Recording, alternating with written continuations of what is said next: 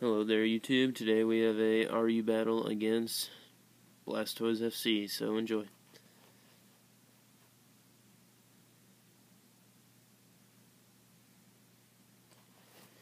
He's going to lead with his Wifi, and which has a massive defensive stat, base 145, I believe. Correct me if I'm wrong.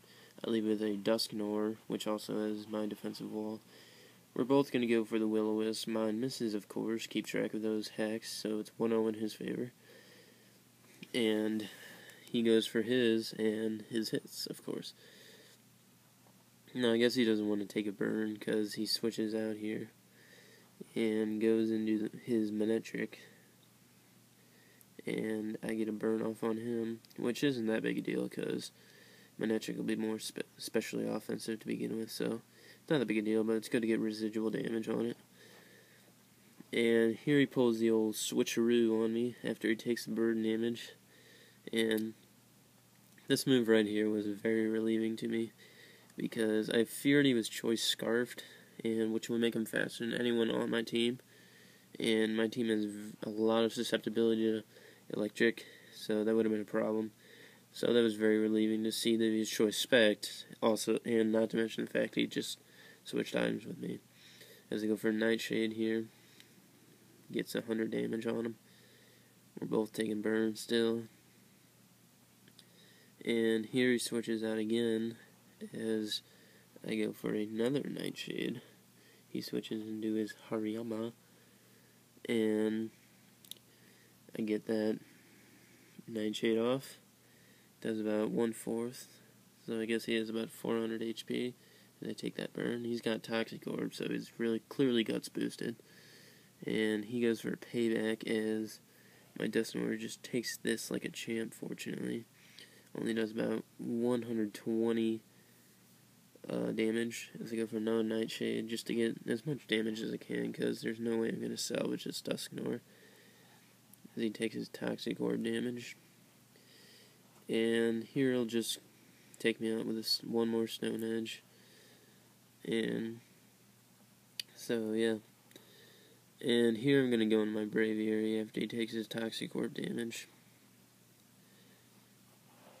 And here I make kind of a misplay with Braviary. I thought he would switch out to kind of salvage his Hariyama, so I just went for the U-turn to get switch initiative on the new Pokemon, but, you know, it doesn't always work out the way you plan. So I just go into my Wartortle, and he takes a Ice Punch pretty well, you know. Does about 50 damage. Still taking that Toxic Orb damage, and it barely lives here, so. And for some reason I thought it could take it, this Eviolite Wartortle could possibly take a close combat. And I was sadly mistaken as he takes out my Wartortle. And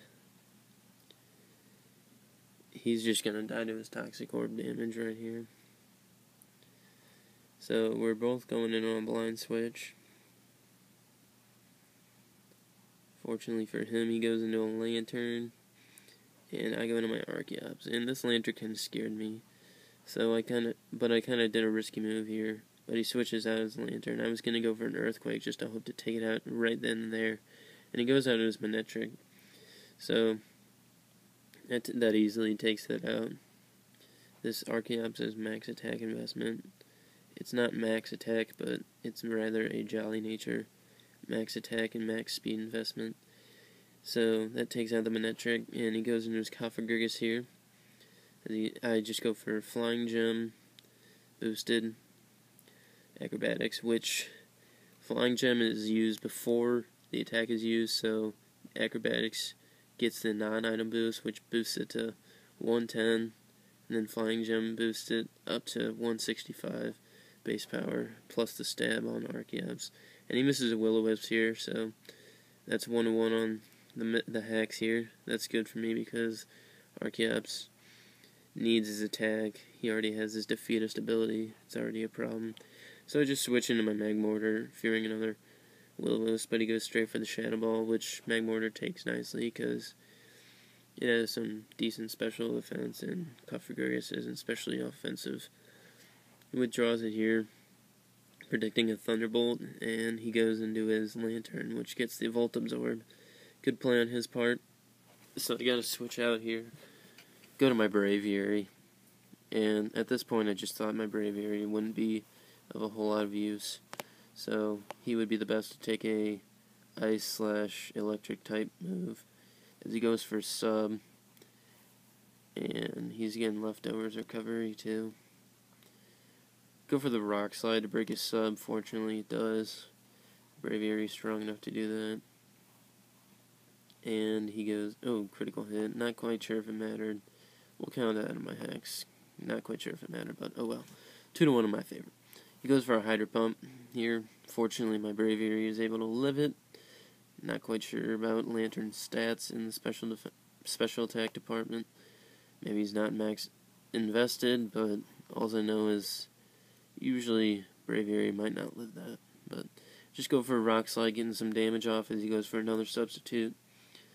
Fortunately, that brings him down to the point where he can't sub again. And here, go for a Rock Slide. Misses, can't break the sub, so it's 2-2. And he just takes me out with an Ice Beam, so. And 2-2 on the hex with that miss on the Rock Slide. So, still getting lefties recovery here. And here I go in for Alligator to break his sub, because I thought I could. He didn't show me an electric move yet, so I wasn't a whole lot concerned. Not to mention that Hydro Pump wasn't very strong. And he goes for a shard. This substitute is Fade, and he goes for a Charge Beam.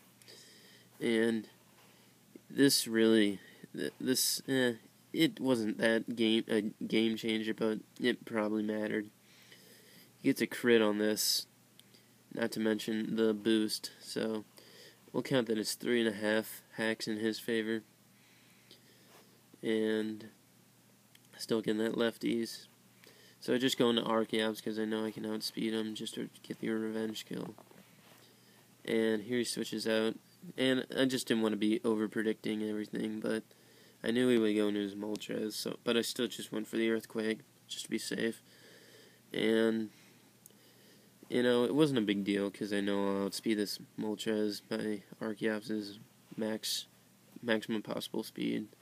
4 times special, or 4 times effective Stone Edge. Crit in probably did not matter, I'm just gonna guess. I don't do damage calculations, but max attack investment probably didn't. 4 times effective probably did not matter.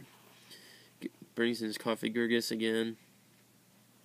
And get that Mummy ability, which I was pretty pleased with, actually. I was like, yeah, I'll take the Defeatist.